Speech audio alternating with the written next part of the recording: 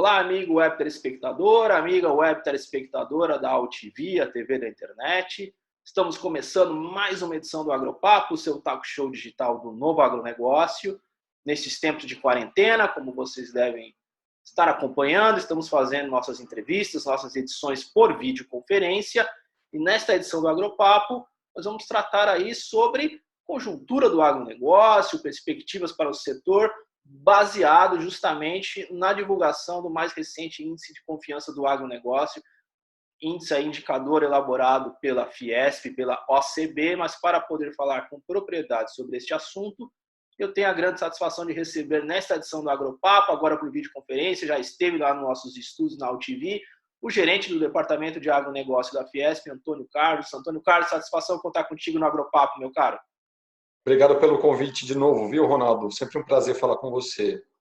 Muito bem. Bom, queria que você pudesse justamente dar um posicionamento aí da divulgação aí do mais recente índice de confiança do agronegócio aí, que aponta aí, obviamente, como não poderia ser diferente aí, uma queda aí na confiança aí do setor, especialmente aí na área de insumos agrícolas, né?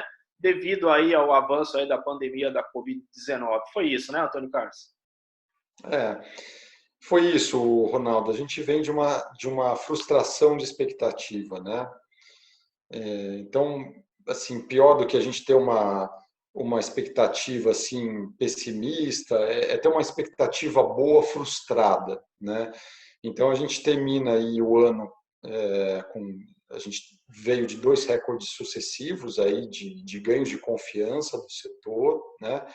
Final do ano passado apontava para esse 2020 aí com um crescimento um pouco mais significativo do PIB, né? A economia parecia que ia começar a deslanchar um pouco mais, uma agenda de reformas aí também para o primeiro semestre, mesmo com toda aquela questão política no Congresso, enfim, existia de fato uma expectativa positiva que foi frustrada, né?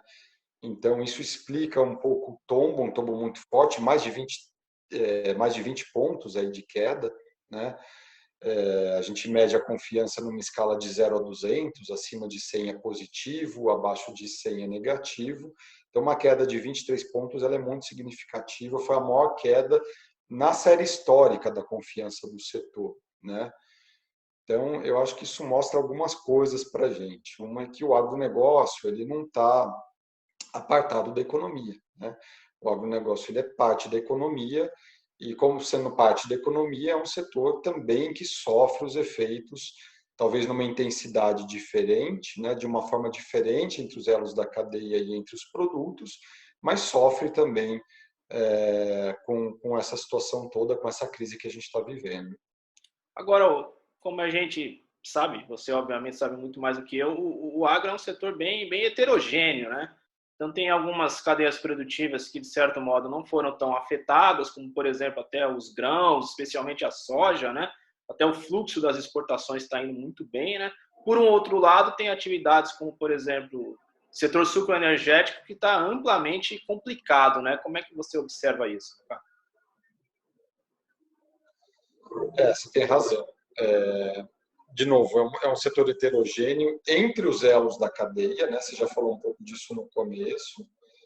E ele é heterogêneo entre os segmentos que compõem o agronegócio. Assim, a gente tem, por exemplo, uma avaliação distinta do produtor, do elo produtor agrícola dentro da porteira da fazenda e dos elos da indústria, por exemplo, né? Então, a gente vê a indústria muito mais pessimista, de uma forma geral, do que o próprio produtor. Então, se a gente for pegar aí, dentro da porteira da fazenda, teve um tombo de 12 pontos, mas se a gente vai pegar a indústria, o tombo foi muito maior, né? Então, a indústria contribuiu muito mais para a queda do que o próprio produtor. E aí a gente pode voltar um pouco para falar sobre isso. E uma diferença entre segmentos, claramente. Então, o setor sucroenergético ele está muito mais machucado, né? A expectativa dele está muito pior do que, por exemplo, o que você falou da cadeia da soja, né?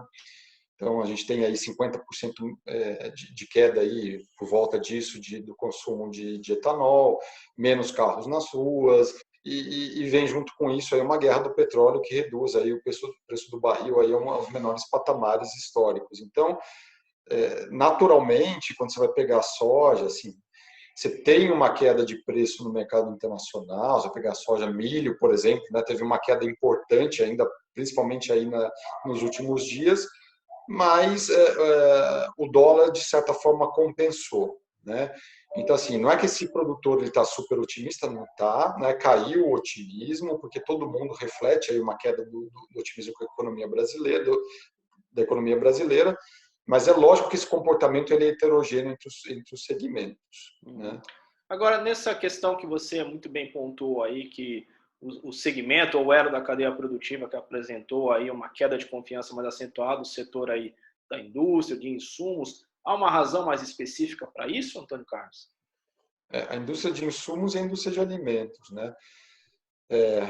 Quando você pega, por exemplo, a indústria de alimentos, fica muito claro, né, que, aliás, essa é uma coisa que valeu aí para todos os elos. A preocupação hoje do setor ela é maior com o futuro, inclusive, né? Porque quando a gente mede a confiança, a gente pergunta, tem uma série de indicadores, como é que está o seu negócio, como é que está o faturamento, como é que está a tua região, né, de atuação da empresa, como é que está a economia do Brasil, e aí ele passa uma avaliação do momento, né, e do futuro. Então, o que marcou muito para a gente aí é que o futuro ele está mais, ele está causando ainda mais preocupação. Quer dizer, as pessoas não sabem, os empresários, os executivos desses segmentos todos, os produtores também, avaliar a duração dessa crise, né? E isso fala muito, por exemplo, na direção da indústria de alimentos. Então, no caso da indústria de alimentos, isso pode mudar o mix de compra do consumidor, por exemplo, né? Então, a queda da renda que já está acontecendo, e se isso se prolongar vai cair ainda mais das famílias, muda as escolhas de compra. Então, produtos mais elaborados, ou se a gente for pegar, por exemplo, as proteínas animais, aí mais especificamente a carne bovina, os derivados de leite, queijo, iogurte, etc., são produtos que sentem muito redução de renda, né? E a produção brasileira, embora a gente seja aí um grande exportador, ela é majoritariamente direcionada para o mercado doméstico. E no caso dos insumos, teve assim, um período interessante lá em 2014, 15, que, enfim, com aquela crise toda, né, segundo ano o governo Dilma, já apontando por uma crise aí também maior na economia, a gente tinha um agronegócio relativamente bem, né, as coisas estavam indo bem, mas o produtor ele tomou uma atitude naquele momento, mesmo estando bem, de reduzir um pouco, de puxar um pouco o freio de mão no pacote tecnológico, né? Então, isso foi muito claro naquela ocasião. Ele agiu como qualquer um de nós, né, que num momento de restrição ou de ameaça, você revê ali um pouco os seus investimentos. Então, isso aconteceu no passado e vamos ver, vamos esperar aí qual que vai ser a decisão dele já para a próxima safra, né? E alguns problemas pontuais aí de fornecimento, na cadeia de fornecimento também que aconteceu, por exemplo, em defensivos agrícolas, né? Então, você pega alguns fornecedores importantes como a China, como a Índia, teve uma certa interrupção, um certo atraso no fornecimento. Eu estava conversando outro dia aí com uma empresa que é líder aí de defensivos e eles estavam relatando esse problema de falta de suprimento, de interrupção, por exemplo, no caso da Índia. A Índia fechou as indústrias, inclusive. Aqui no Brasil, a indústria é considerada atividade essencial, e na China eles estavam, na Índia, quer dizer, estavam trabalhando aí com 30% mais ou menos da capacidade de 25, né? Então, assim, é por isso que a gente, essa questão toda ela traz problemas que a gente às vezes nem imagina, né, no cotidiano, como por exemplo isso, né, a restrição no fornecimento de alguns insumos aí que são importantes. Agora, a gente tentando buscar antever alguma coisa aí para o segundo semestre, expectativas aí para a safra de grãos 2021, o que você pode dizer em termos de principais desafios aí? Questão, por exemplo, de talvez um aumento de custos de produção e também um desafio de crédito? Seriam esses dois pontos? Ou tem mais algum outro? Ou não são esses dois? Enfim. Ronaldo, você tocou nos dois pontos principais, né? quando a gente pergunta lá quais são as maiores preocupações, é impressionante como o crédito subiu, né? A avaliação, teve uma variação negativa muito forte do crédito. Então, como eu te falei, a gente avalia aí uma série de pontos aí ligados ao negócio, né? E no caso do produtor, crédito é um ponto absolutamente vital para o negócio, né? Embora o desembolso esteja aí ocorrendo, teve uma variação negativa que liga um sinal amarelo, né? Isso já aconteceu em períodos anteriores. Um sinal amarelo aí ligado e que a gente antecipou, na verdade, uma tendência de problema de crédito. Então, assim, eu acho que sinaliza para a gente como um ponto muito forte de atenção. Isso já vem sendo falado, não é novidade, mas é uma preocupação concreta e real essa questão do crédito, né? E aí existe hoje uma discussão muito forte em relação à recuperação judicial do produtor rural pessoa física, né?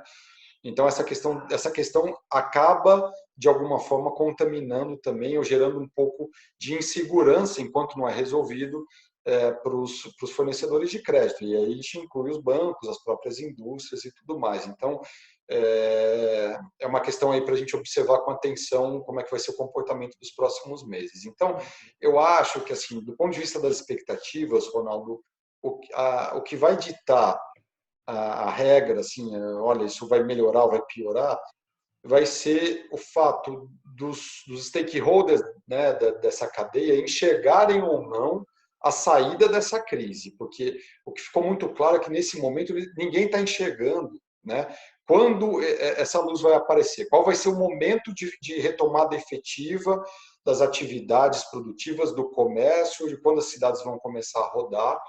Então, eu acho que, assim, só quando, de fato, houver uma luz, um horizonte temporal para isso, é que aí a gente pode ter uma sinalização aí, talvez mais favorável para o futuro, que melhore um pouco o humor para frente, né? Uhum. Perfeito. Bom, a gente está caminhando para o desfecho aqui da nossa entrevista, Antônio Carlos. Eu queria que você pudesse dar um depoimento final aí a questão da digitalização do agronegócio, né? Toda essa questão aí do distanciamento social, do isolamento social, fez com que até quem não operava digitalmente se viu obrigado a fazer isso até por questão de sobrevivência, né? Você acredita que esse processo no agronegócio pode ser também um caminho aí para se reduzir custos, ganhar eficiência? Sem dúvida, Ronaldo. A digitalização ela é fundamental. Você falou de algumas ferramentas digitais, como a que a gente está conversando agora, né? Até pouco tempo atrás a gente fazia uso, mas não era um uso massivo. E agora se tornou pela necessidade, né? Então eu acho que as pessoas perderam um pouco o receio de usar essas ferramentas, né?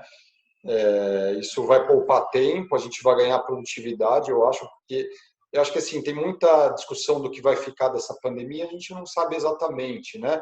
Se vai nascer uma nova postura, enfim, mas certamente essa digitalização ela veio para ficar nas relações nas empresas e com certeza no agronegócio também, mas eu vou além, eu acho que a gente vai passar a trabalhar mais com ferramentas digitais no campo.